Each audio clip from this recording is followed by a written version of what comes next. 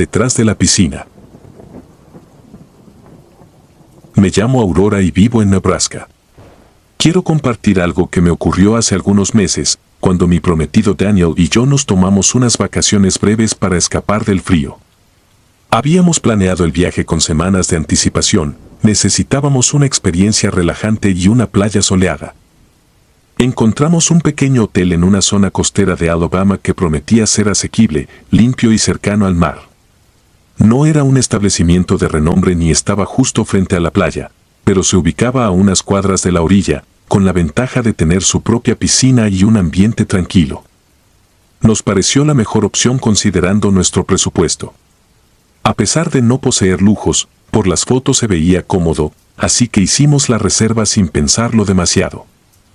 Llegamos a Alabama en la mañana, arrastrando las maletas y con la emoción de quienes buscan sol y arena. El hotel lucía casi igual que en las imágenes, fachada sencilla, recepción modesta y un pasillo largo que conducía a las habitaciones. Lo que más llamó mi atención era la zona de la piscina. Tenía reposeras alrededor, una cerca que marcaba los límites y un área techada con sillones y una pequeña mesa. Todo se sentía apacible. Me gustó la decoración minimalista y la sonrisa de la recepcionista, que nos entregó la llave de la habitación y nos explicó algunos detalles sobre los horarios. Uno de los puntos que recalcó fue que la piscina cerraba a las 7 de la tarde, sin excepción. Después de esa hora, nadie estaba autorizado a estar allí. No le di demasiada importancia en el momento, pero me gustó que fueran tan estrictos con el reglamento. Me imaginé que así evitarían ruidos molestos cuando uno quisiera descansar. Para mi sorpresa, nuestra habitación estaba en la planta baja, justo frente a la piscina. La única ventana daba a ese lugar, con la ventaja de poder ver el agua brillante desde la cama, pero también con el inconveniente de que, si alguien estuviera allí de noche, los ruidos podrían colarse en nuestro cuarto. Sin embargo, no me inquieté demasiado. Pensé que, al cerrar la piscina tan temprano, no tendríamos problemas con la tranquilidad. Después de instalarnos, salimos de inmediato a la playa. Pasamos buena parte de la mañana y del mediodía disfrutando del mar, comiendo algo ligero y caminando por la orilla. De regreso al hotel, a eso de las 5:30 de la tarde, nos metimos un rato a la piscina antes de que la cerraran. El agua estaba fresca y varias familias disfrutaban con niños que chapoteaban cerca de nosotros. La atmósfera era amistosa, sin nada que diera mala espina.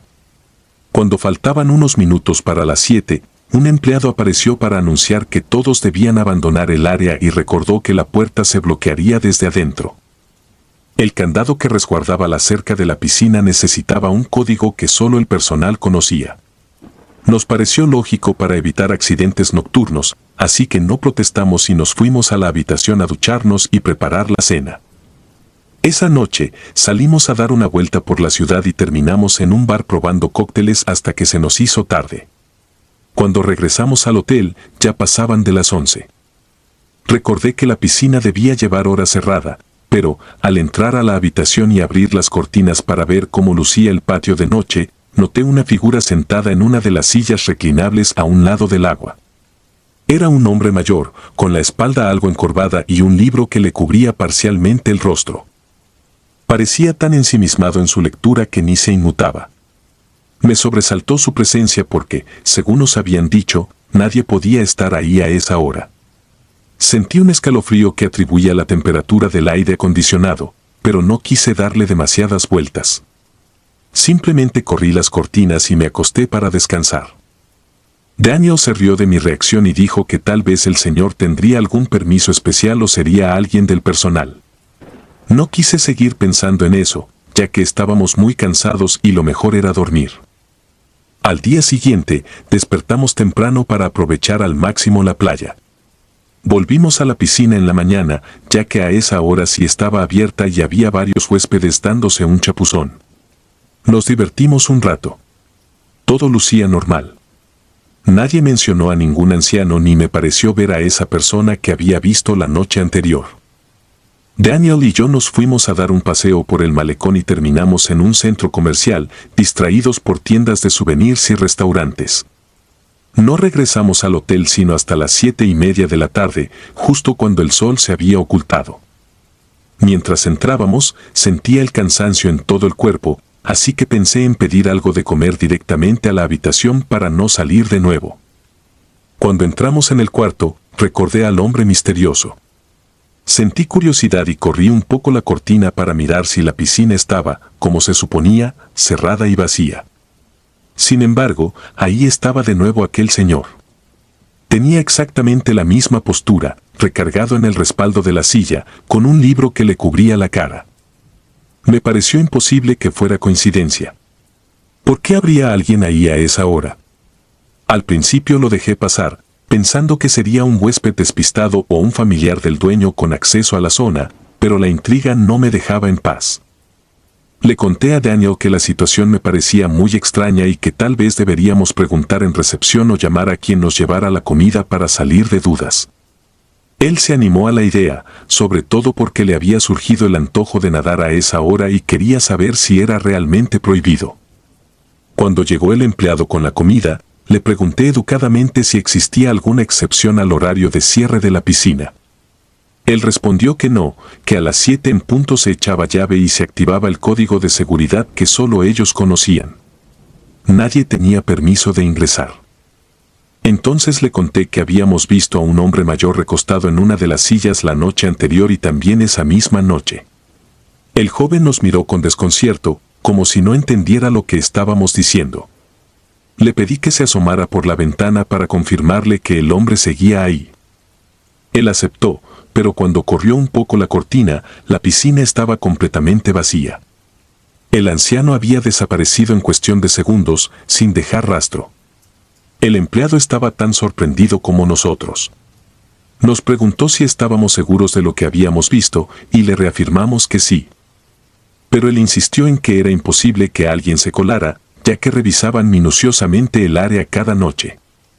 El joven prometió que avisaría a la administración para que checaran las cámaras de seguridad y se marchó con un aire de duda. Daniel y yo nos quedamos perplejos, pero tratamos de relajarnos y comer en paz. Aún así, cerramos las cortinas por completo y evité mirar hacia afuera el resto de la noche. Me embargaba una sensación de desasosiego.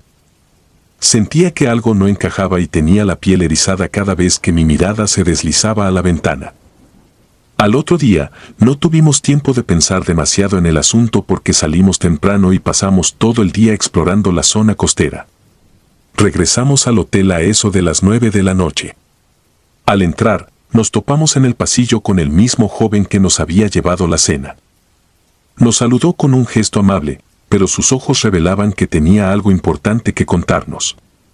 Daniel le preguntó, casi en broma, si había descubierto quién era el Héctorcito nocturno. Esperábamos que nos dijera que el supuesto hombre era un huésped con acceso especial o alguna persona de mantenimiento. Sin embargo, la cara del empleado se ensombreció. Nos explicó que había consultado con sus compañeros y que ellos le habían dicho algo escalofriante.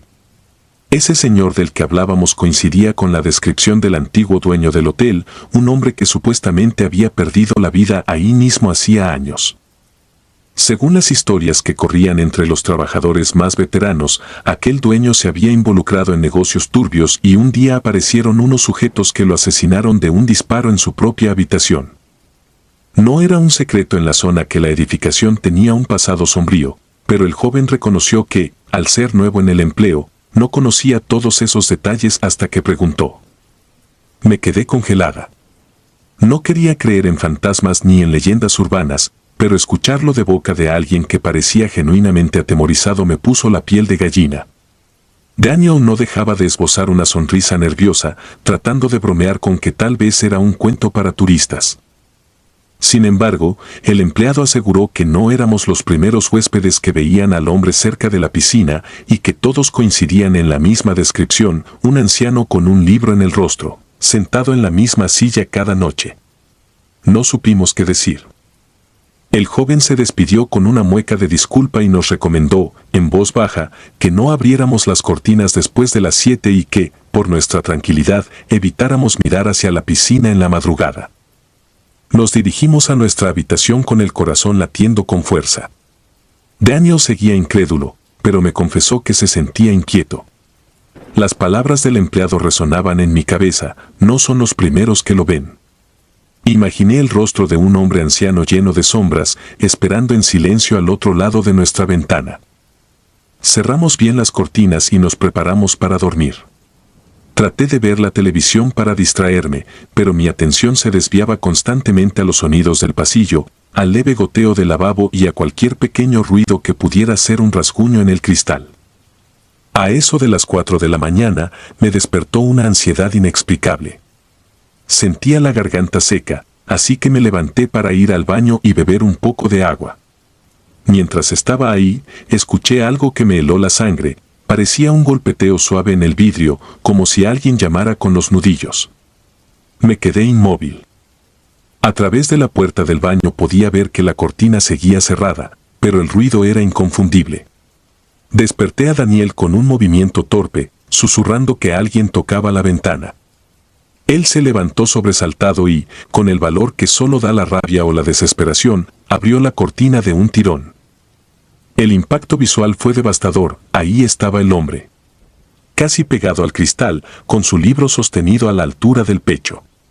No distinguí sus facciones con claridad, pero sí alcancé a ver un rostro demacrado y un brillo extraño en sus ojos.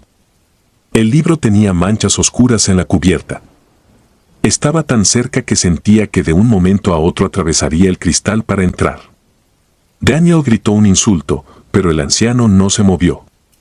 Era como si nos mirara en silencio a través de la ventana, con una paciencia escalofriante. Mi corazón martillaba tan fuerte que creí que me desmayaría. En un arrebato de terror, Daniel corrió a encender la luz y, en ese instante, el hombre desapareció ante nuestros ojos. No se fue caminando ni corriendo, simplemente dejó de estar allí, como si se hubiese desvanecido en la oscuridad. Nos quedamos un rato sin poder articular palabra, mirando el vidrio empañado por nuestras respiraciones agitadas. Cuando nos atrevimos a salir de la habitación, el pasillo estaba vacío y la recepción, cerrada. No sabíamos si debíamos tocar la puerta de algún empleado o llamar a la policía, pero la sensación de que nada de eso serviría nos detuvo. Era como si hubiéramos presenciado algo mucho más allá de nuestra comprensión. Regresamos temblando a la habitación, abrazados el resto de la madrugada, en un insomnio perpetuo de miedo y confusión. Al amanecer, hicimos nuestro equipaje con la prisa de 2 fugitivos. Fuimos a la recepción a realizar el check-out sin detenernos a detallar lo ocurrido.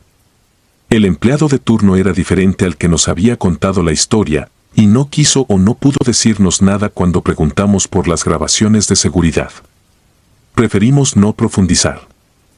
Salimos de allí con el presentimiento de que, de habernos quedado una noche más, probablemente hubiéramos encontrado al anciano mucho más cerca, quizá intentando entrar a la habitación. Todavía no estoy segura de lo que experimentamos. Daniel, con el tiempo, dejó de bromear sobre el tema y se volvió hermético siempre que sale a relucir. Yo, en cambio, todavía me pregunto si aquello fue una visión compartida o, peor aún, si era una presencia real, un espíritu incapaz de abandonar el lugar donde murió de forma trágica. Desde aquel suceso, cada vez que elijo un hotel, pregunto con cuidado sobre su historia y las medidas de seguridad. No puedo evitarlo, aquel hombre sentado en la silla con el libro apoyado en su rostro me sigue acompañando en mis noches de desvelo. A veces, cierro los ojos y juro que lo veo a un lado de mi cama, tan silencioso como lo vi en la piscina, esperando algo que nunca sabré descifrar. Siento el pánico recorrerme de pies a cabeza, pero me consuelo recordando que ya no estoy en ese lugar. Sin embargo, la duda de si su espíritu sigue ahí, apareciendo noche tras noche para sentarse donde fue feliz en vida, es algo que nunca podré borrar por completo de mi memoria. Aún no logro quitarme esta sensación de intranquilidad. No sé si fue un fantasma o si las paredes de aquel hotel guardan secretos que nadie debería descubrir. Lo único de lo que estoy segura es que, en esas vacaciones, algo nos observaba en la oscuridad. Y, hasta el día de hoy, no he vuelto a sentir un terror tan tangible, tan real, como el de ese anciano que parecía sostener su propia existencia suspendida detrás de la ventana, protegiendo con fiereza un lugar que le pertenecía más allá de la muerte. Ecos mortales. Siempre he creído que mis días de viaje laboral eran una rutina predecible. Salía de mi casa al amanecer, manejaba durante horas, hacía escala en alguna parada de comida rápida, llegaba a mis reuniones y a veces pernoctaba en hoteles comunes sin mayor encanto. Creía, con cierta ingenuidad, que conocía todos los matices de la vida en carretera. Sin embargo, aquella noche lo cambió todo. Desde entonces, no concibo la posibilidad de dormir tranquilo en un lugar desconocido. Habíamos salido de la ciudad a media tarde. Yo conducía, como siempre, porque mi compañero de trabajo, Augusto, tiene un problema visual que le impide manejar en carretera por la noche. Nuestro destino era un congreso de nuestra empresa y nos surgía llegar antes del día siguiente para instalarnos en el recinto donde se celebraría.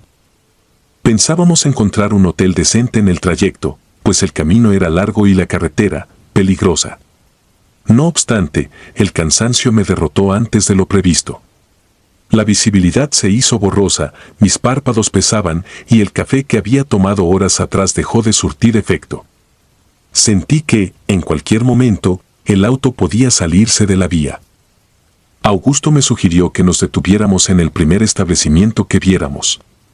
Confieso que dudé al principio, pues la carretera estaba rodeada de moteles de aspecto descuidado, con luces mortecinas y nombres pintados en letreros casi ilegibles. Pero mi vista estaba demasiado agotada. En un tramo particularmente solitario, vimos un anuncio de neón con la palabra hospedaje parpadeando de forma irregular. Sin pensarlo dos veces, giré el volante y conduje por un corto camino de tierra que nos llevó hasta un edificio viejo, de paredes agrietadas. El sitio no parecía prometedor, pero, por desgracia, no había más opciones a la vista. Estacioné frente a una fachada donde apenas colgaba un foco amarillento. Bajamos del auto para estirar las piernas y, enseguida, nos dirigimos a la recepción. Nos recibió una anciana de cabellos grises, suelta y sin atar, quien nos saludó con una voz sorprendentemente serena. A su lado, un hombre canoso al que apenas le distinguí el rostro, pues parecía empecinado en mirar hacia abajo, sin pronunciar palabra. Pensé que serían los propietarios, pues se movían con esa familiaridad propia de quienes conocen cada rincón. La mujer tomó mis datos, aunque lo hizo de forma apresurada, sin preguntarme demasiado, como si su única intención fuera que nos marcháramos rápido a descansar. Pagué la tarifa y ella nos entregó la llave de la habitación número 4. Dijo que era la mejor del pasillo, pero su voz sonó más a obligación que a cortesía. El pasillo hacia nuestra habitación estaba mal iluminado. Solo había un tubo fluorescente en el techo que parpadeaba y generaba la sensación de que las paredes se movían con cada destello. Un olor rancio impregnaba el ambiente, como a humedad antigua, y el piso crujía bajo nuestros pasos, revelando su vejez. Augusto se mostró extrañamente silencioso, no se quejaba, no bromeaba, simplemente se limitaba a seguirme con la mirada fija en el suelo. Confieso que aquello me tensó aún más. Abrí la puerta, prendí el interruptor de la luz y descubrimos un cuarto pequeño con 2 camas separadas por una mesa de noche. A la izquierda, un baño con una puerta de madera desconchada. No tenía indicios de limpieza reciente, pero, al menos, las sábanas lucían secas y no percibí manchas sospechosas. Augusto tiró su maletín en la cama más próxima a la ventana y se dejó caer sobre el colchón con un suspiro, como si llevara días sin descansar. Yo, en cambio, soy víctima de un insomnio crónico que se presenta en los momentos menos oportunos. Ya me había ocurrido en otros viajes, me quedaba dando vueltas, con la mente encendida, sin poder reposar. Pero esta vez el cansancio era tan fuerte que me ilusioné con la idea de dormir sin mucha dificultad. Apagué la luz, me acomodé y cerré los ojos. Un silencio espeso se adueñó del lugar, interrumpido únicamente por el tenue zumbido del foco del pasillo que se colaba por debajo de la puerta. Poco después, escuché la respiración acompasada de Augusto. Sabía que él se había quedado profundamente dormido. Pasaron algunas horas en esa quietud. Giraba en la cama intentando encontrar la postura adecuada hasta que estuve a punto de lograr conciliar el sueño. Fue en ese instante cuando escuché un sonido tan nítido que mis latidos se aceleraron de golpe. Era una voz infantil, una especie de tarareo. Intenté pensar que sería alguna alucinación acústica ocasionada por mi agotamiento, pero lo volví a escuchar con más claridad. Parecía que ese canto provenía, inexplicablemente, del baño de nuestra habitación. Abrí los ojos de golpe y contuve la respiración, intentando concentrarme en aquel sonido. De pronto, noté un murmullo que se transformaba en una melodía infantil. El temor se arraigó en mi pecho. Me incorporé un poco. Miré hacia donde dormía Augusto, pero no estaba seguro de si debía despertarlo o si todo era producto de mi imaginación. Sin embargo, la voz continuó, y el tono dulce se volvió tan evidente que no pude ignorarlo. Sin encender la luz, murmuré: «Augusto, despierta». Pero él no respondió. Me levanté con cautela, crucé la corta distancia entre mi cama y la suya, y lo sacudí del brazo. Apenas balbuceó algo, confundido. En ese momento, la voz dejó de escucharse. Sentí un alivio momentáneo, pero mi cuerpo estaba ya en tensión total. Augusto me miró con los ojos entrecerrados y yo le susurré que había oído el canto de una niña dentro del baño. Pensó que era una pesadilla mía. Incluso me dijo con voz pastosa que le dejara dormir, que el cansancio me estaba jugando una mala pasada. Apenas hubo acabado de pronunciar estas palabras cuando la voz surgió de nuevo.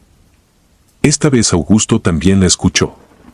Se incorporó con rigidez y pude ver el terror reflejado en su rostro. Sin necesidad de usar más palabras, entendí lo que se venía: debíamos inspeccionar el baño.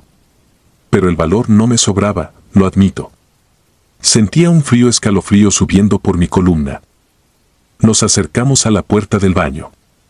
Con mano temblorosa, prendí la luz interna. Nada. El espejo sucio devolvía nuestro reflejo contorsionado, como si el cristal estuviera mal colocado.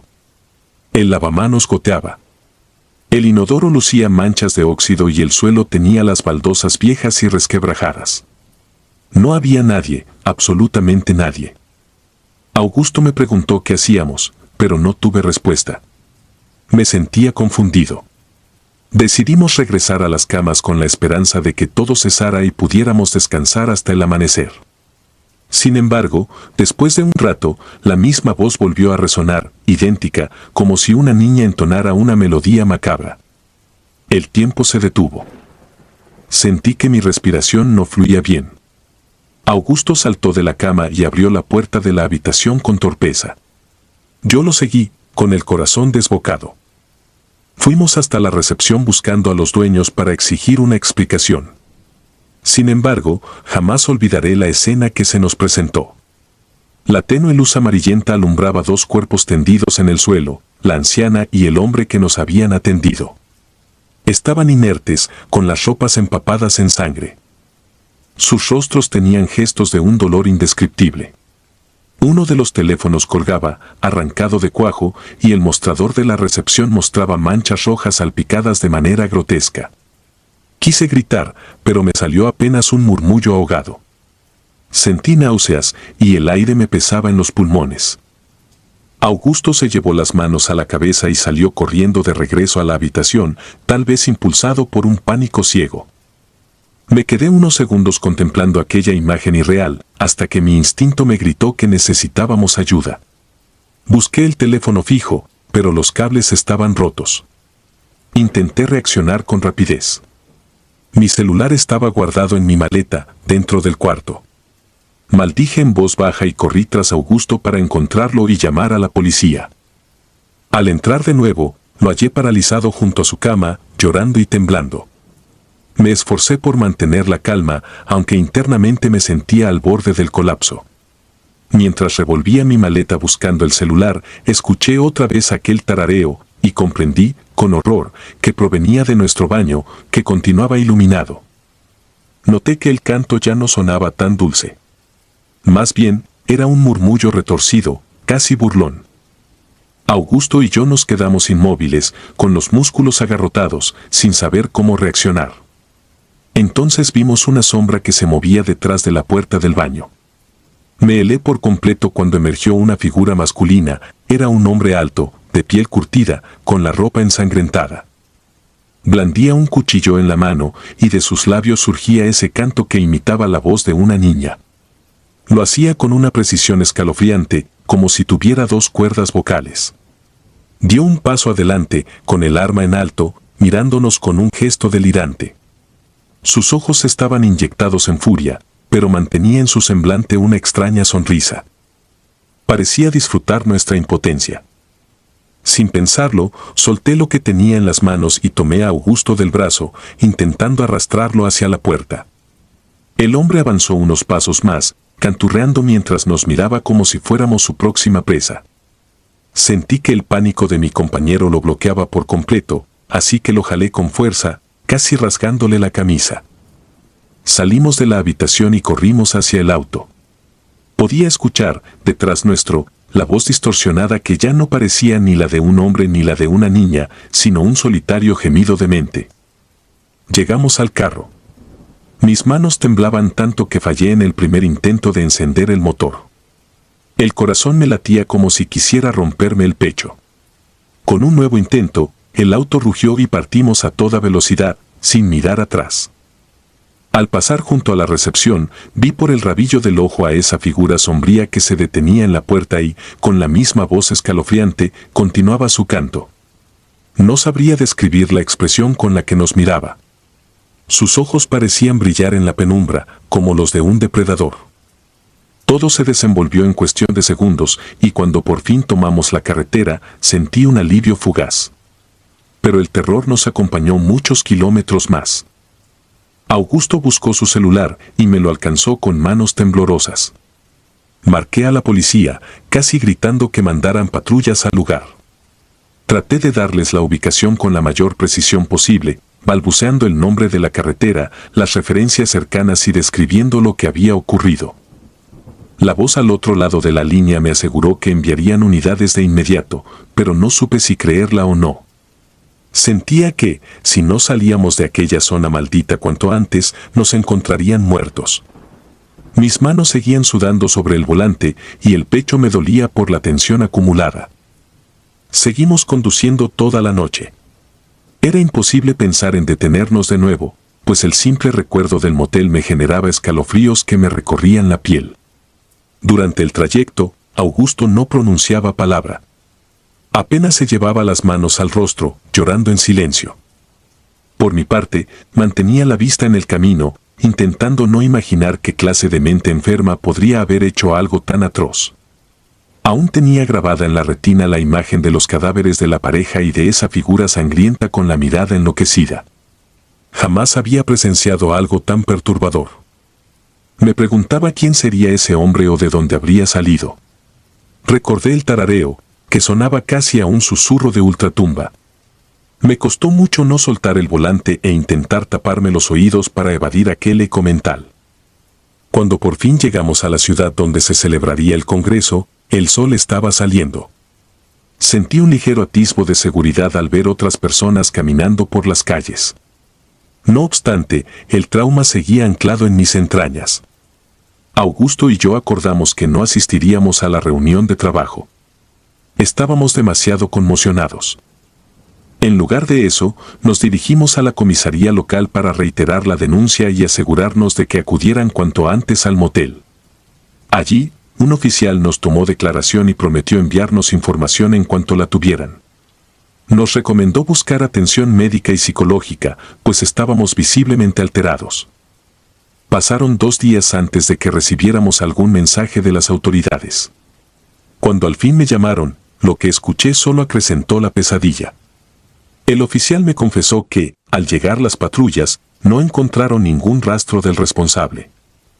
Los dueños del hospedaje efectivamente habían sido asesinados, pero el agresor parecía haberse esfumado. Ni huellas claras ni cámaras de seguridad funcionando. Además, la policía no halló objetos ni pistas que indicaran la presencia de un tercero en la habitación donde nos quedamos. Era como si nuestro encuentro con aquel hombre hubiera sido una aparición fugaz, la sombra de un horror que no tenía un rostro definible. Desde entonces, no he logrado alejar las pesadillas. A veces despierto empapado en sudor, con el eco de esa voz retorcida resonando en mis oídos. Vuelvo a ver la puerta del baño abriéndose, el cuchillo tintineando bajo la luz mortecina y siento de nuevo el escalofrío que me sacude hasta los huesos. Augusto también quedó profundamente marcado. No habla mucho, pero a ratos lo sorprendo encerrado en su oficina, temblando sin razón aparente, como si reviviera la misma escena.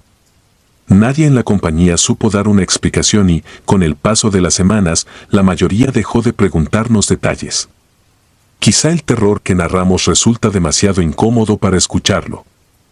Sin embargo, cada que tomo un camino solitario, me es imposible evitar mirar el retrovisor con un nudo en la garganta. Temo ver en la oscuridad de la carretera aquella silueta grotesca, relamiéndose en sangre mientras entona ese cántico infantil que perturba mis noches. Y aunque jamás volví a pasar por ese paraje, la sola idea de encontrarme con otro motel perdido en medio de la nada me produce náuseas. Ya no puedo concebir la palabra descanso con la misma ligereza de antes. Todo cambió en aquel instante en que decidí detenerme, en que la fatiga me venció y en que creí que un hospedaje cualquiera sería suficiente para pernoctar. Ojalá nunca hubiera visto aquel letrero parpadeando. Dicen que el mejor refugio contra el miedo está en la razón, pero yo ya no confío en esa lógica. En la penumbra se esconden cosas que escapan a todo entendimiento. A veces, los horrores más grandes no tienen justificación. Se manifiestan ante nosotros sin invitación ni previo aviso, dejando una huella que jamás se borra. Esa noche lo confirmé, hay lugares y personas que parecen surgir de un abismo oscuro. Y lo peor es que un segundo de duda puede sellar tu destino. Hoy, cada vez que cierro los ojos, revivo ese canto. Es un murmullo constante que, en mi memoria, conserva la entonación de una dulce voz de niña. Me acecha y me advierte que el terror puede hallarse en los rincones más cotidianos, incluso en un sencillo baño de motel, cuando lo que más deseas es un poco de descanso. Yo fui testigo de ello, y pagué un precio que todavía estoy tratando de entender. Tal vez, con el tiempo, el recuerdo se atenúe, pero la sensación de haber estado frente a algo aberrante y mortal sigue palpitando en mi interior. Porque hay encuentros que nos condenan para siempre. Y esa noche, en aquel lugar olvidado de la mano de Dios, aprendí que no se necesita un gran escenario para vivir el horror más extremo. Basta un pasillo en mal estado, un par de dueños indefensos y un asesino que cante con voz infantil. Un asesino que, con solo asomarse desde la oscuridad, te despoja de toda certeza y te revela que lo sobrenatural puede ser tan real como la sangre que brota de un cuerpo inerte. Desde entonces, he comprendido que lo macabro puede surgir sin aviso y atraparnos como una pesadilla de la que tal vez no despertemos. Yo tuve la suerte de escapar, pero jamás volveré a ser el mismo después de escuchar esos ecos mortales. Gritos en la penumbra. Hace un par de inviernos, cuando todavía trabajaba para una empresa que me asignaba largos viajes de manera rutinaria, decidí que era buena idea llevar conmigo a mi compañera de vida, Laura, porque ambos queríamos aprovechar el trayecto y el tiempo libre. Posterior a mi compromiso laboral para conocer lugares que hasta entonces solo habíamos visto en postales. Mi jefe me había autorizado a asistir a un congreso en una ciudad situada a muchas horas de la nuestra, y la empresa únicamente cubriría los costos de gasolina y peajes de mi vehículo. Pues no habían aprobado boletos de avión si pensaba viajar acompañado. A Laura le hizo ilusión aquella pequeña aventura por carretera, y yo me sentía más tranquilo llevándola conmigo en vez de volar solo. Así que organizamos todo para salir de madrugada y ganar kilómetros antes de que el sol nos consumiera las energías. El pronóstico indicaba buen tiempo, aunque las carreteras tenían fama de complicarse en la noche. Sin embargo, la emoción de viajar juntos nos empujó a no preocuparnos demasiado. Planeamos recorrer la mitad del trayecto y quedarnos a dormir en un pequeño pueblo, muy recomendado por un colega, para después continuar por la mañana fresca hasta la ciudad donde se llevaría a cabo mi compromiso laboral. Pero en la vida real las cosas no siempre resultan como uno las planifica, y esa vez no fue la excepción. Primero, un atasco monumental nos detuvo más de 2 horas, luego hubo un cierre inesperado en la autopista que nos obligó a tomar un desvío largo y mal señalizado. Para cuando quisimos reaccionar, ya había oscurecido por completo. Me encontraba extenuado tras manejar casi todo el día, y todavía faltaban varios kilómetros para llegar a aquel pueblo donde íbamos a hospedarnos. Decidimos que lo más sensato era buscar algún motel de paso o una pensión perdida en la orilla de la carretera, de esas que se ven con un anuncio pobremente iluminado pero que aparecen justo cuando uno más lo necesita.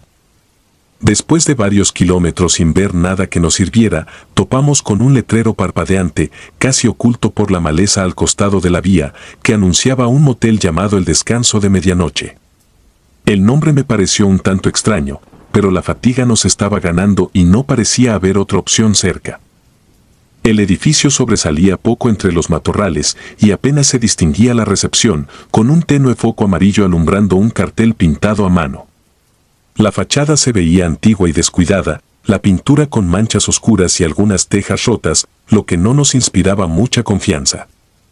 Laura me miró con un gesto que mezclaba cansancio y recelo, mas no hubo necesidad de hablar. Ambos sabíamos que, si no nos quedábamos ahí, tendríamos que seguir conduciendo en la noche por un camino desconocido, arriesgándonos a un accidente. Detuve el coche en lo que parecía ser el estacionamiento, un espacio de tierra polvorienta y con baches. No se veían más vehículos aparcados, tan solo el nuestro y un viejo sedán oxidado que, por la forma en que parecía abandonado, daba la impresión de llevar ahí años. Laura y yo tomamos nuestras mochilas y cruzamos el pequeño pasillo hasta la recepción, donde un hombre de edad avanzada, de voz ronca y mirada amable, nos dio la bienvenida con un gesto cansino. Se presentó como don Efraín, el encargado del motel desde hacía décadas. Su forma de hablar era pausada y con un acento que no supe identificar. Aseguró que aún tenía habitaciones disponibles y, de hecho, comentó en tono jocoso que prácticamente toda la hilera de cuartos estaba libre. Nos pidió unos datos mínimos, cobró en efectivo y nos entregó una llave sujeta a un llavero de madera. Mi compañera aprovechó para preguntarle si vendían comida o si había algún lugar cercano donde cenar, pues el hambre ya comenzaba a reclamar.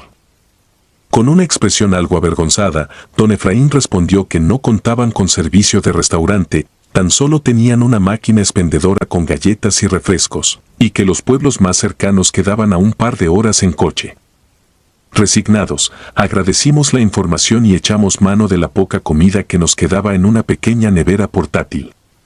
Al salir de la recepción para dirigirnos al cuarto, sentí un escalofrío atravesarme el cuerpo. El estacionamiento estaba tan en silencio que podía escuchar mi propia respiración y la única iluminación provenía de la bombilla de la oficina y de la luna, opacada por algunas nubes. A lo lejos se divisaba una extensión oscura, segaramente parte del monte que rodeaba aquella carretera. Nuestra habitación estaba al fondo del pasillo principal. Mientras caminábamos hacia ella, el viento sopló y sacudió los árboles que crecían detrás del edificio, provocando un sonido inquietante, como si algo se arrastrara entre las ramas. Me pareció escuchar un murmullo lejano, pero se lo atribuye al cansancio acumulado.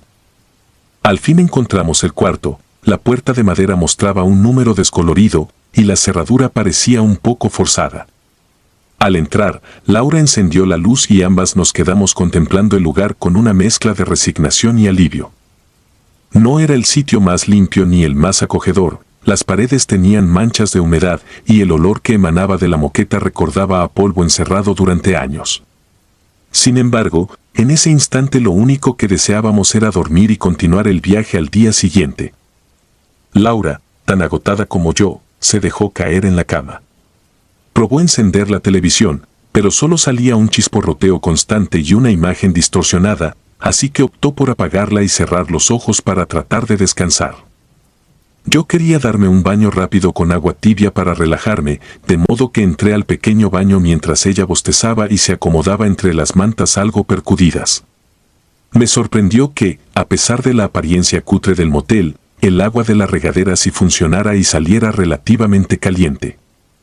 Casi podía sentir cómo el estrés y la tensión se iban escurriendo por el drenaje. Cuando llevaba un par de minutos en la ducha, escuché la voz de Laura que me llamaba desde la puerta, con un tono de alarma contenido. Dijo que había alguien tocando con insistencia la puerta de la habitación. Lo primero que pensé fue en don Efraín, quizá venía a decirnos que se le había olvidado algo del registro, o tal vez alguna indicación sobre la calefacción. Salí de la ducha apresurado, cubriéndome con una toalla, y caminé hacia la puerta principal mientras los golpes se hacían cada vez más fuertes y rítmicos, casi desesperados. Al asomarme por la ventana, la penumbra no me permitió ver a nadie. La bombilla del pasillo estaba tan tenue que solo alcanzaba a distinguir mi propio reflejo en el cristal. Con la voz más firme que pude, pregunté quién era, pero no obtuve respuesta y de pronto los golpes cesaron. La habitación se sumió otra vez en un silencio opresivo. Volví a mirar a Laura, quien me dijo que se sentía intranquila, que esa forma de tocar le había parecido agresiva.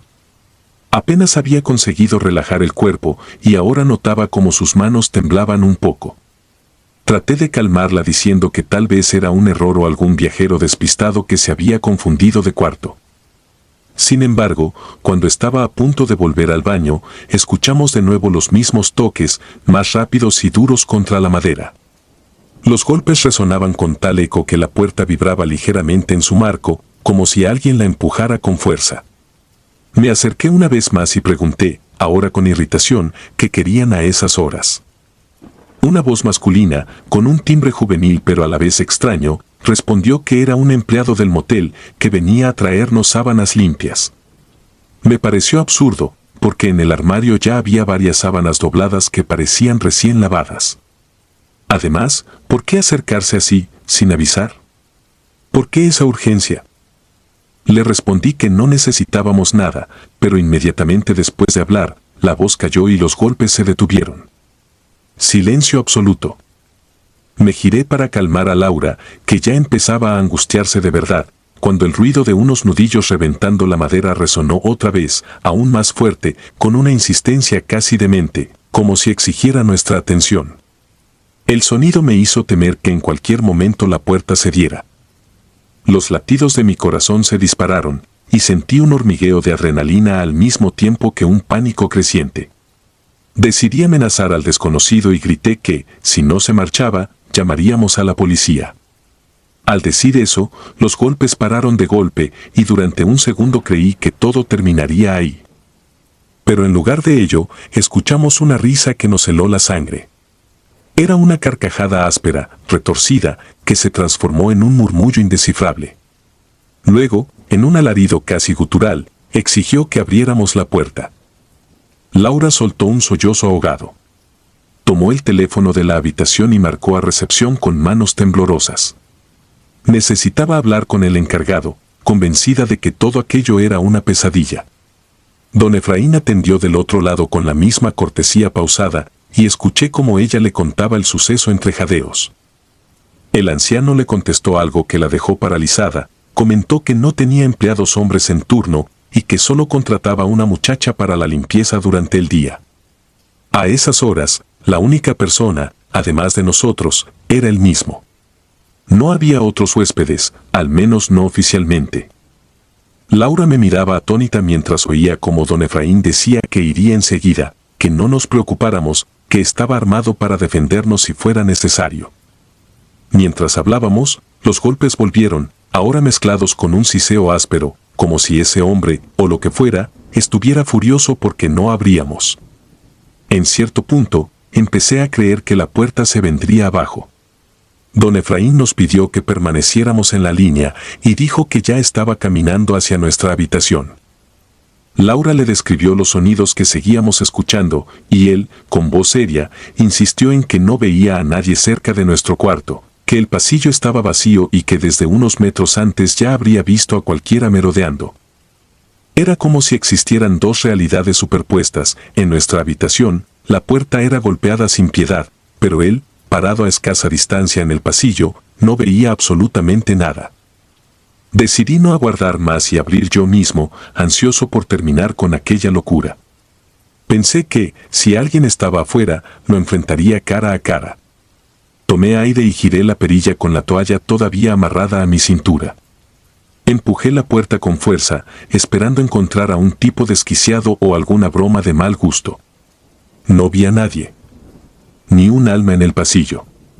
Solo la figura de don Efraín a lo lejos, sosteniendo un teléfono inalámbrico, con el ceño fruncido. El silencio era tal que se podían escuchar mis propias pulsaciones. Laura continuaba al teléfono y al ver que no había nadie, comenzó a llorar en estado de confusión. El anciano se acercó con pasos cautelosos hasta que estuvo frente a nosotros. Me preguntó con la voz entrecortada qué había ocurrido exactamente. Le expliqué, con el corazón todavía acelerado, cómo habían sido esos golpes, esa risa macabra y esa voz que exigía entrar. Él, para tranquilizarnos, nos invitó a pasar a la recepción y revisar juntos las grabaciones de seguridad. Era lo menos que podía hacer para demostrarnos que no se trataba de una broma del motel. Caminamos con él, recorriendo el pasillo tétrico, mientras Laura se aferraba a mi brazo, y yo sentía un nudo en el estómago cada vez que volteaba a mirar el espacio vacío. Era imposible que nadie hubiese escuchado esos golpes, pues resonaban con furia en la estructura de la puerta y habrían alertado hasta al huésped más profundo. Sin embargo, nos quedaba claro que estábamos solos. Llegamos a la recepción, donde había un pequeño monitor blanco y negro conectado a varias cámaras ubicadas en los exteriores. La calidad de la imagen era bastante pobre, pero lo suficiente para reconocer el mismo pasillo en el que nos encontrábamos. Don Efraín rebobinó la grabación a la hora aproximada del incidente. Observamos con atención la pantalla, que mostraba primero la imagen en tiempo real del pasillo vacío, luego un retroceso hasta el momento en el que don Efraín salía de la recepción al recibir nuestra llamada, avanzando con precaución hacia nuestro cuarto, sosteniendo su teléfono y mirando a todos lados. No había nadie más. Ni una silueta. Ni un atisbo de sombra que tocara la puerta.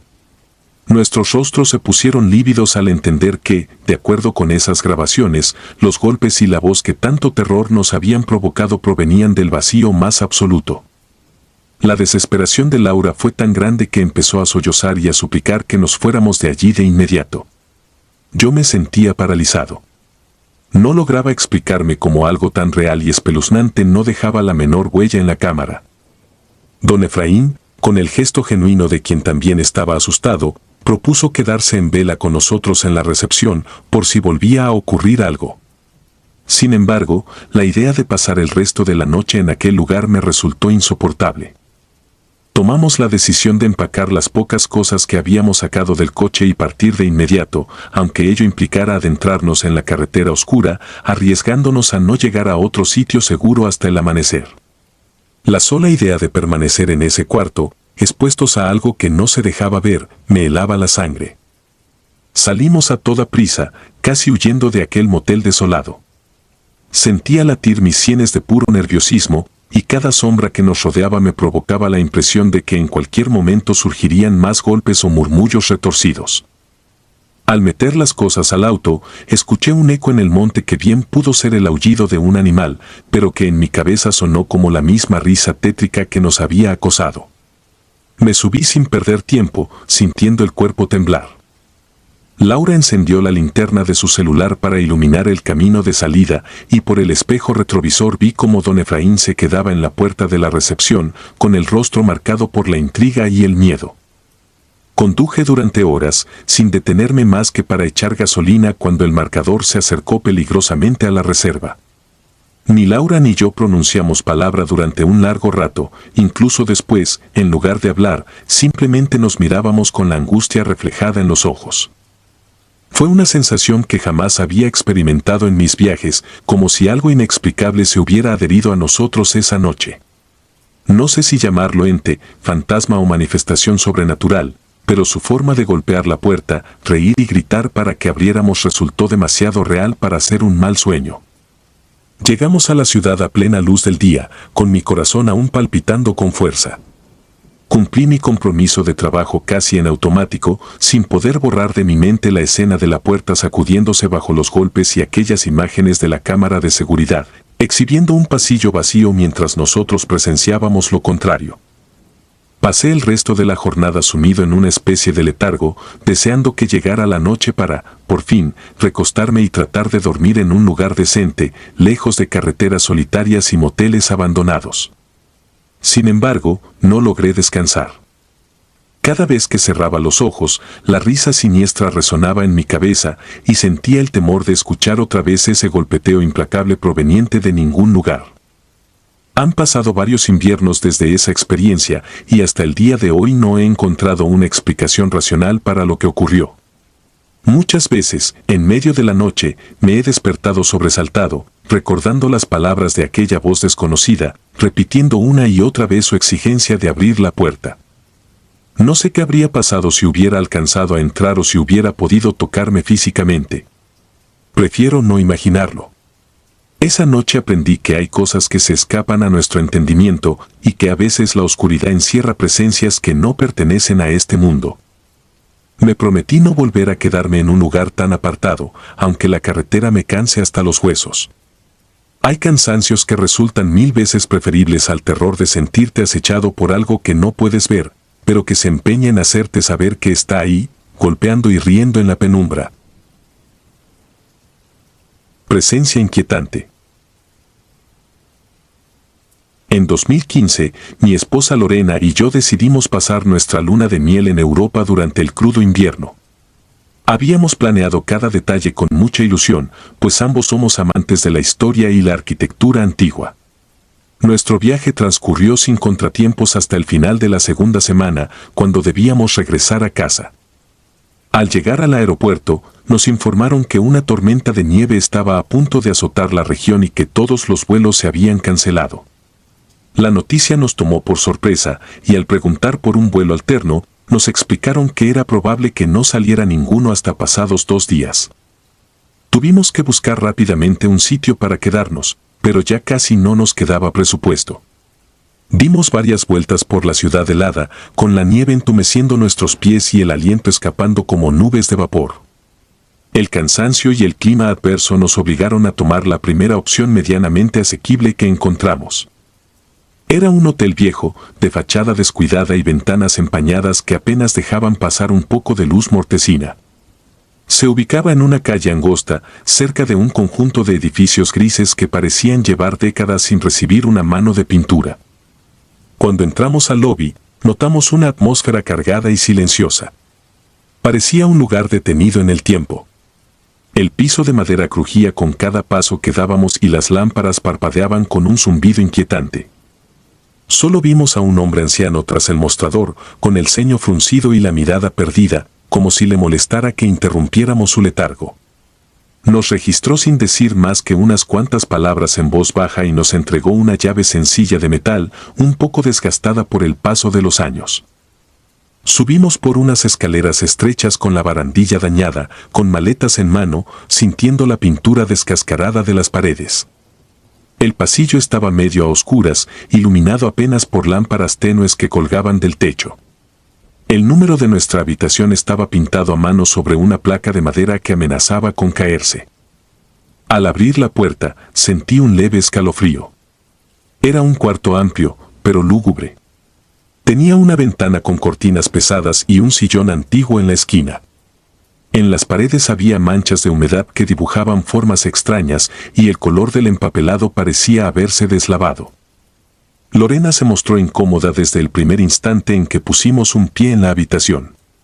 Permaneció en silencio, observando el entorno con el ceño fruncido, y luego, con un susurro casi imperceptible, mencionó que sentía una presión en el pecho, como si el aire fuera demasiado denso. A mí no me resultaba raro estar un poco agitado, después de todo el cansancio y la preocupación por los vuelos cancelados. Sin embargo, algo en su expresión me inquietó. Ella no solía dejarse llevar por presentimientos ni era de carácter nervioso. Siempre la había conocido como una mujer segura, alegre y práctica. Esa noche hacía tanto frío que se nos congelaban los dedos con solo asomarnos a la ventana. Ella no quiso salir a buscar nada de comer, así que me ofrecí a hacerlo yo. Aún así, me costó un poco convencerla de que me quedaría cerca, pues me insistía en que había algo raro en el lugar y no quería quedarse sola. Finalmente, la persuadí de que necesitábamos al menos un poco de comida y bebida caliente para reponernos y me marché con prisa, prometiendo no demorar. Era casi medianoche cuando pisé la calle. El viento ululaba entre los viejos edificios, levantando copos de nieve que a ratos me cegaban. Avancé varias cuadras hasta encontrar una cafetería todavía abierta. Entré con alivio, pedí un par de sándwiches y café y regresé tan rápido como pude. Al abrir la puerta de nuestra habitación, el corazón me dio un brinco al escuchar el grito de Lorena. La encontré de pie, con el rostro desencajado, los ojos llenos de pánico y las manos aferradas a las sábanas. Sentí el cuerpo pesado y un nudo en la garganta que me dejó sin aliento. Ella me miraba como si no me reconociera al principio, temblaba y estaba buscando algo por toda la cama, como si tratara de comprobar que nadie más estuviera allí. Cuando por fin recobró el aliento, me habló en susurros entrecortados y me confesó que, al estar semidormida, sintió claramente que alguien se metía bajo las cobijas junto a ella. Sintió una mano huesuda que recorría su brazo y se apoyaba en su costado. Al principio, creyó que era yo, pero cuando me vio entrar por la puerta, su sangre se heló de terror. Esa imagen mental me sacudió de inmediato. Observé alrededor y revisé por debajo de la cama. No había nadie, por supuesto. Me esforcé por aparentar calma, aunque mi propia piel se erizaba al pensar en lo que ella aseguraba haber experimentado. Intenté convencerla de que podía haberse tratado de un sueño confuso. Le recordé el cansancio y el ambiente tan tétrico del hotel. Sin embargo, no quise invalidar por completo su temor. La conocía demasiado bien, y nunca antes la había visto así de asustada. Su voz sonaba completamente segura de lo que había sentido. Nos sentamos un rato en silencio, con el corazón palpitando y con la bolsa de comida aún entre mis manos. El olor del café tibio apenas nos sacó de ese trance de miedo. Ella no dejó de mirar hacia cada rincón de la habitación mientras devorábamos el sándwich sin ningún apetito real, más por necesidad que por gusto. En mi interior, comencé a lamentar haber escogido ese hotel, pero era lo único que podíamos pagar y ya no teníamos forma de buscar otro. Esa noche, el cansancio finalmente nos venció. Nos quedamos dormidos, pese a que la tensión se respiraba en el ambiente. La vieja calefacción traqueteaba a ratos y el viento silbaba al rozar la ventana. Parecía que cada sonido en la oscuridad quería anunciarnos que no estábamos solos. Desperté en la madrugada con la sensación de que alguien me sacudía suavemente el hombro. Al abrir los ojos, distinguí la silueta de Lorena incorporada en la cama. Noté que sus manos temblaban tanto que sentí un escalofrío al verlas. Me susurró con voz rota que mirara hacia el sillón que estaba frente a la cama, en la esquina más oscura de la habitación. Me senté con cautela, y poco a poco mis ojos se acostumbraron a la penumbra. Entonces la vi. Una figura femenina, muy delgada, de cabellos blancos y rostro arrugado, se dibujaba en ese sillón. No se movía, pero estaba inclinada hacia nosotros, como si escrutara cada uno de nuestros gestos. Sus ojos parecían dos manchas vacías que irradiaban una presencia inexplicable. Sentí que la boca se me secaba y que el pulso se me disparaba de inmediato. Nos quedamos petrificados, agarrados de la mano, sin saber qué hacer. Un miedo casi paralizante me invadió al darme cuenta de que no se trataba de un simple juego de sombras. Veía su contorno, la textura de su piel marchita, e incluso percibía un olor rancio, como a ropa guardada durante décadas en un lugar húmedo. El tiempo pareció detenerse. No me atrevía a pronunciar palabra. Tenía la impresión de que cualquier sonido la haría reaccionar y, al mismo tiempo, me aterraba la idea de que no reaccionara en absoluto. Quería encender la luz para ver qué era realmente, pero un terror irracional me impidió abandonar la cama. El corazón me golpeaba el pecho y podía sentir a Lorena aferrada a mi brazo, completamente helada. Ese silencio era más pesado que el mismo miedo. De pronto, la figura se inclinó apenas un poco, con un movimiento tan lento que resultaba antinatural, como si sus huesos crujieran. Su ropa parecía una especie de vestido antiguo, lleno de encajes amarillentos, y sus manos se apoyaban en los brazos del sillón, con dedos largos y retorcidos. Los segundos transcurrían como horas. No sé en qué momento cerré los ojos con fuerza, esperando que desapareciera, pero el sonido de un crujido de madera me hizo volver la mirada hacia ella. Aquella cosa parecía querer levantarse. Reuní algo de valor y me deslicé hasta el interruptor de la lámpara que estaba junto a la cama. Al encenderla, la habitación quedó bañada por una luz opaca y la esquina pareció vacía de repente. Solo estaba el sillón, con su tapizado rasgado y su cojín hundido como si alguien acabara de levantarse hace unos segundos. La puerta seguía cerrada con llave. No había rastro de otra presencia, pero el aire parecía impregnado de un temor helado que no lográbamos sacudirnos. Lorena se echó a llorar, en silencio, con un temblor que la recorría entera. Traté de tranquilizarla abrazándola, aunque yo mismo no tenía cabeza para serenarla. Pensé en salir corriendo y buscar ayuda, pero era de madrugada y apenas sabíamos si había personal en recepción. Pasamos el resto de la noche en vela, con la luz encendida y la respiración contenida cada vez que crujía el pasillo o el viento sacudía la ventana. Mi mente repasaba 1000 escenarios posibles y me preguntaba si esa mujer podía ser una alucinación colectiva. Quise convencerme de que nuestras mentes estaban jugando con el cansancio y el ambiente del hotel. No obstante, la imagen seguía ahí, grabada en mi retina, esa anciana con expresión vacía que nos miraba como si fuéramos intrusos en su dominio. Al amanecer, apenas nos atrevimos a salir de la habitación para buscar a alguien en la recepción. Casi no habíamos pegado el ojo y mi cuerpo se resentía de la tensión constante. En el vestíbulo, el anciano del mostrador nos vio con indiferencia. Intenté preguntarle si algún huésped de edad avanzada se hospedaba en el tercer piso o si él mismo había visto algo raro, pero el hombre me ignoró o fingió no entender. La comunicación era difícil por el idioma. Me limité a exigirle que revisara si nuestra habitación estaba en buen estado, esperando que él captara mi desesperación. Él tomó unas llaves de repuesto y caminó conmigo a regañadientes hasta el tercer piso, mientras Lorena aguardaba en el lobby, incapaz de subir de nuevo. Al abrir la puerta, todo se veía como lo habíamos dejado. No había señales de nada anormal, salvo las marcas de humedad y los muebles añejos. El anciano no encontró motivo para alarmarse. Me miró con el ceño fruncido, cerró la puerta y, sin decir más, volvió a descender con paso lento. Regresé a buscar a Lorena y decidimos quedarnos solo una noche más. Esperábamos que la tormenta cediera y que pudiéramos marcharnos cuanto antes. Aquel día apenas salimos para conseguir algo de comer. Lorena y yo estábamos exhaustos y tensos. Nos refugiamos en una cafetería cercana, sin ganas de hablar de lo ocurrido, temiendo que al mencionarlo tomara más fuerza. Por la tarde, regresamos al hotel para intentar descansar, pero ella no quiso dormir sola. Me mantuve a su lado, recostado, repasando mis pensamientos y tratando de calmar mis nervios. Sin darnos cuenta, nos quedamos dormidos por un rato. Cuando desperté al anochecer, noté que la temperatura en la habitación había bajado todavía más y me vino a la cabeza la imagen de la anciana en el sillón. Me levanté con cuidado y me acerqué a la esquina. El sillón continuaba vacío, con la misma hendidura en el cojín. Pensé en hablarle a Lorena de lo que sentía, pero no quería asustarla más de lo que ya estaba.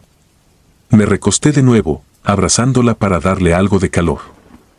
Llegada la medianoche, un ruido hizo que abriéramos los ojos, un golpeteo rítmico contra la pared.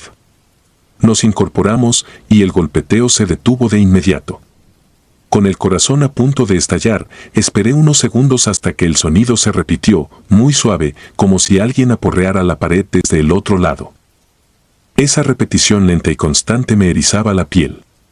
Sentía que aquello, fuera lo que fuese, se divertía perturbándonos. Lorena se cubrió los oídos y, sin pronunciar palabra, me dio a entender con sus gestos que no soportaría más tiempo allí. Me levanté con cautela y encendí la luz principal. Salimos de la habitación con nuestras pertenencias, bajando por las escaleras para esperar el amanecer en cualquier otro sitio.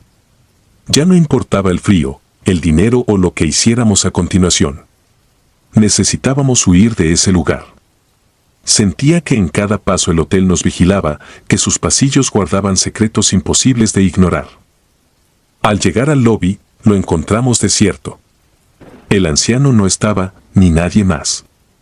Un silencio denso lo ocupaba todo. Decidimos esperar afuera, a pesar de la nevada. Nos quedamos un par de horas en una especie de portal cubierto, abrazados y temblando, pero al menos a salvo de esa atmósfera sofocante. Cuando por fin salió el sol, con los primeros tibios rayos, volvimos al aeropuerto. Logramos tomar un vuelo ese mismo día, y nunca miramos atrás. Al subir al avión, sentí un alivio inmenso, pero también un nudo en la garganta que no se deshizo hasta días después. No hablamos mucho de lo sucedido. Contarlo en voz alta parecía hacerlo todavía más real. Meses más tarde, Lorena confesó que, en sueños, seguía viendo a esa anciana sentada en un sillón, vigilándola en la penumbra. A mí me costó trabajo volver a dormir en lugares desconocidos. Sentía que, en cualquier momento, el crujido de un mueble a oscuras me haría revivir esos ojos vacíos y esa mano marchita que se metió en la cama junto a mi esposa. A veces me pregunto si otros huéspedes pasaron por lo mismo, si las paredes de ese hotel guardan las memorias de incontables almas atrapadas en su vejez eterna. Todavía hoy, cuando cierro los ojos, puedo sentir esa presencia. El recuerdo de la silueta encorvada en el sillón sigue grabado a fuego en mi mente.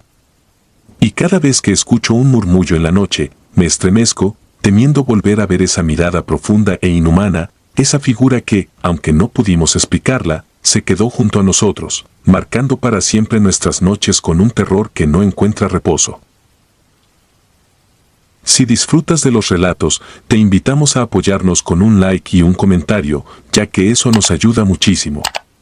Además, si aún no estás suscrito o suscrita, te animamos a formar parte de la comunidad del terror.